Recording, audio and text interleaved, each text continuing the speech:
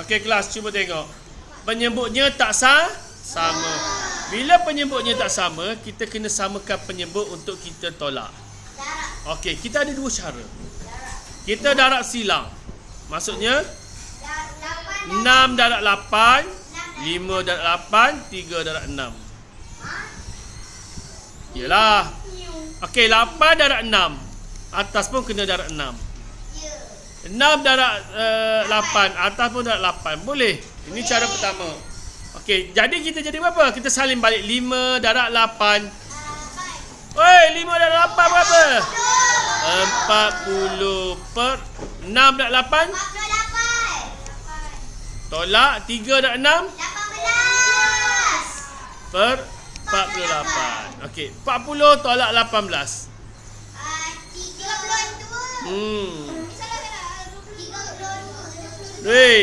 22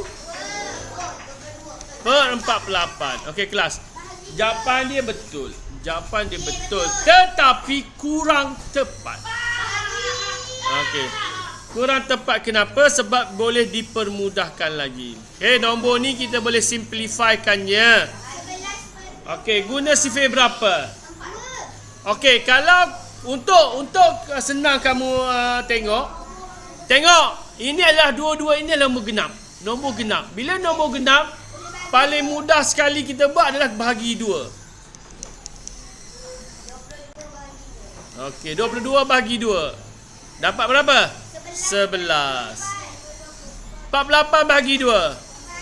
4 ber 24. Okey, inilah jawapan dia. Okey. Nantilah sabar. Okey. Cara kedua ialah macam ini kelas. 5 per 6 tolak 3 per 8. Macam mana cara dia? Kita cari gandaan sepunya terkecil. Apa itu gandaan sepunya terkecil? Tengok sini.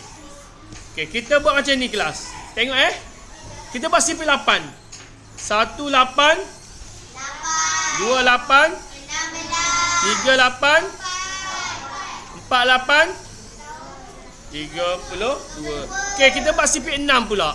Kita buat sifir 6. 1 6 2 6 3 6 4 6. Kelas tengok tak? Sama tak? Ada sama tak? Okey, nampak? 24 dan 24. Okey, 24 dan 24. Jadi maksudnya kita punya penyebut ialah 24. Okey. Kita darab berapa? 6 darab berapa jadi 24? 6 sifir 6 ni darab berapa? 4. Atas pun darab 4. Okey, 8 darab berapa jadi 24? Atas pun darab 3. Nampak? Lain sikit kan? Tadi darab terus. Okey, jadi 5 darab 4 berapa? 20. 3 darab 3? 9. Kenapa tambah tolak? Sorry 9. Okey, jadi 20 tolak 9 berapa? 11. Per 24. Sama tak jawapan dia? Sama. Tapi mana lagi senang? Yang bawah untuk orang yang pandai sifir terbaik. Sebab kita boleh cari gandaan sepunya terkecil. Maksudnya darab yang paling kecil tu jumpa 24. Dia ada lagi tau. Dia ada lagi. Kita buat bahagian kedua boleh, bahagian pertama pun boleh. Bahagian pertama kita kena permudahkan. Bahagian kedua kita kena cari gandaan sepunya terkecil. Okey. Siapa betul? Angkat tangan. Terbaik.